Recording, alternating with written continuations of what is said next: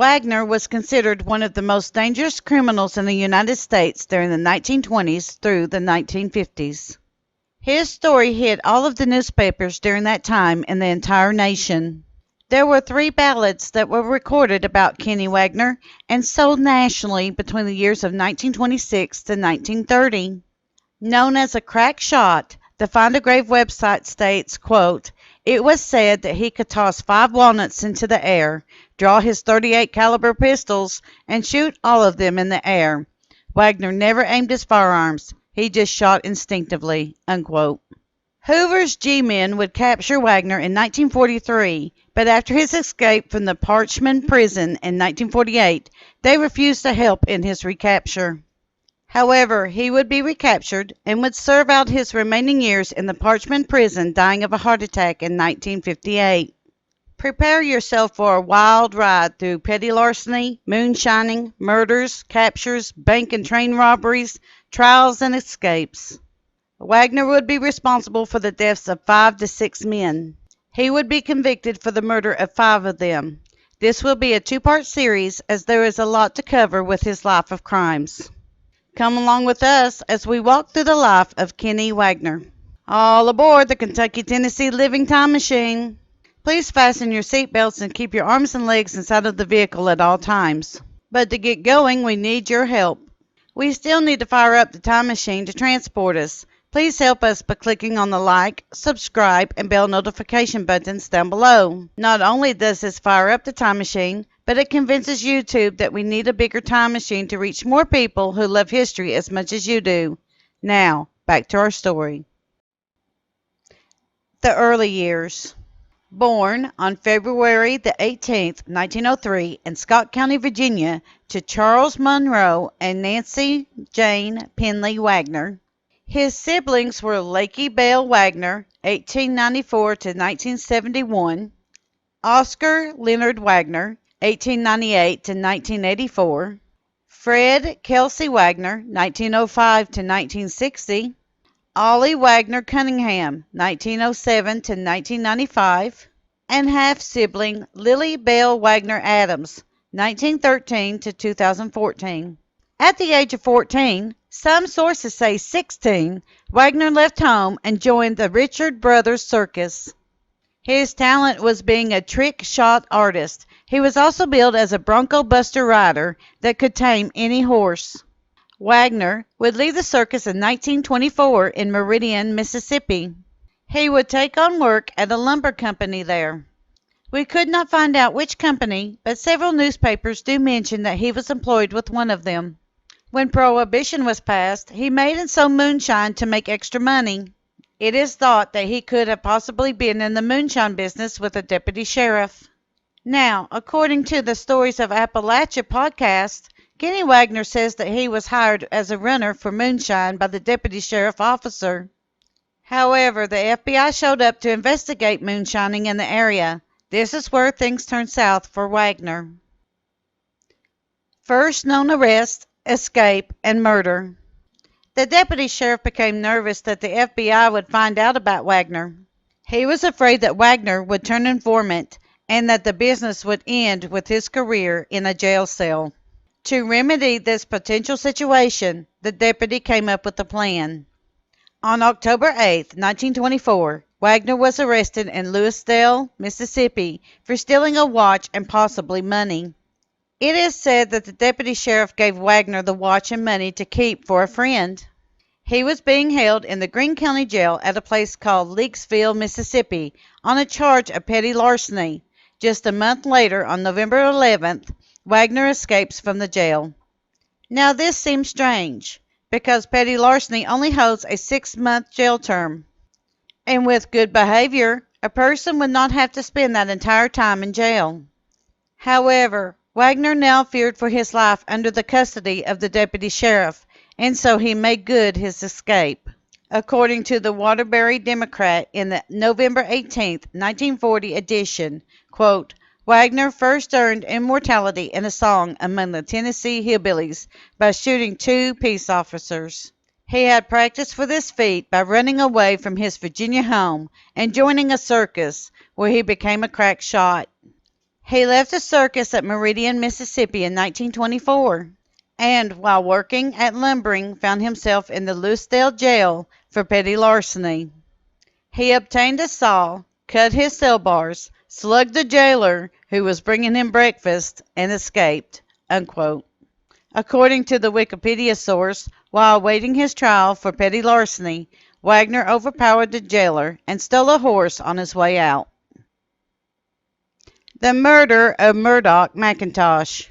Wagner fled to a shack in the woods near McLean, where he hid out for nearly a month after his escape. A posse of sheriff's deputies would hunt him down and find his hideout. It would not end well. According to the web article Kinnie Wagner Timeline, December 24, 1924, Christmas Eve, Wagner kills Greene County Sheriff Deputy Murdock McIntosh in a gun battle with McIntosh and other officers. McIntosh was buried Christmas Day. Wagner headed back to the northeast Tennessee and southwest Virginia area.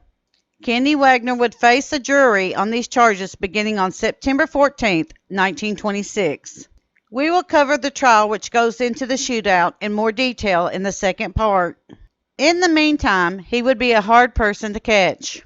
For 4 months, the whereabouts of Wagner would be unknown. He proved to be elusive, as he was spotted in several places over that time, but would not stay in the area long enough to be captured.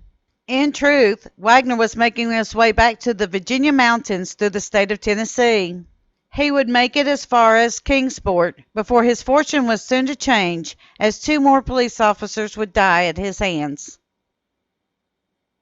Second known arrest attempt, murder, conviction, and escape. On April 13, 1925, Wagner made it as far as Kingsport, Tennessee, where he met up with his sister and some friends at the Long Island of the South Fork of the Holston River. They were holding a picnic there the day after Easter to welcome him home again when he was spotted. According to the Waterbury Democrat, in the November 18, 1940, the officers were answering a complaint of a disturbance in the area. Kingsport Police Officer John Smith, Sullivan County Deputy Sheriff Hubert Webb, and Officer George Frazier were together in the deadly task of trying to capture Wagner. It did not end well for them, as Smith, Webb, and Frazier were riddled with bullets from Wagner's gun. Only Frazier survived the melee, even though he was severely wounded. In some newspaper sources, Frazier died, and in others he survived. Wagner would flee on horseback and find himself in Waycross, Virginia. This would be a 7.5-mile journey on horseback. The web article tells us what happened while he was there. According to the web article Kinnie Wagner Timeline on April 14, 1925, after talking with widow W.S. Rhodes on the night before, sleeping in her barn, and again talking with her that morning, Wagner turns himself in to Dr. Poe at the store near Waycross, Virginia. Subsequently, taken to the Sullivan County Jail in Blountville, en route to Kingsport, the car in which he was riding was rammed by a car of deputies. Unquote. Oh, the court was not going to take a long time to bring Wagner to trial over his notoriety for escaping custody. They housed him in jail over in Blountville, Tennessee, and the trial began a week later on April 21, 1925. According to the Evening Star on April 25, 1925, quote, "Murder in the first degree. Slayer, a deputy sheriff and policeman, is convicted." By Associated Press, Blountville, Tennessee. Kinnie Wagner was found guilty of first-degree murder by a jury in Sullivan County Circuit Court here this morning in connection with the deaths of Deputy Sheriff Hubert Webb and policeman John Smith at Kingsport on April 13th. The 2 officers, members of a party of 5 who sought to arrest Wagner on a charge of murdering a deputy sheriff in Mississippi on last Christmas Eve, were shot to death when they encountered the former circus rider near a riverbank. Another officer was seriously wounded, but is expected to recover. Unquote. According to the web article Kinnie Wagner Timeline, April 26, 1925, quote, "Convicted of murder and sentenced to death by electrocution, but that sentence is never carried out. Wagner claims the officer shot first, but the law enforcement officials maintained he shot first, unquote. According to the Evening Star on April 26, 1925, quote, urged death for Slayer. Blountville, Tennessee, April 25th, Kinnie Wagner, 22-year-old slayer of the two Kingsport officers, will die in the electric chair if the will of a jury in the Sullivan County Circuit Court is carried out. The jury, which has been hearing Wagner's case here for the past 4 days, returned a verdict today, finding Wagner guilty of first-degree murder and recommending that he be electrocuted. The defense counsel has announced that if their motion for a new trial is overruled, an appeal will be taken to the Supreme Court, unquote. According to the Waterbury Democrat in the November 18, 1940 edition, quote, an appeal to the Tennessee Supreme Court saved him this time, and while awaiting a new trial, Wagner improved his time by escaping from a new jail at Knoxville, unquote.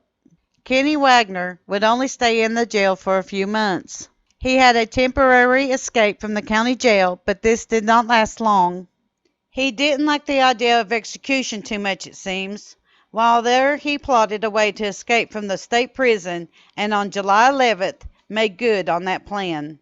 According to the Alaska Daily Empire on July 11, 1925, quote, Kinnie Wagner, convicted of killing 2 officers, escaped from the jail last night after attacking and overpowering the jailer, guards, and 7 other prisoners.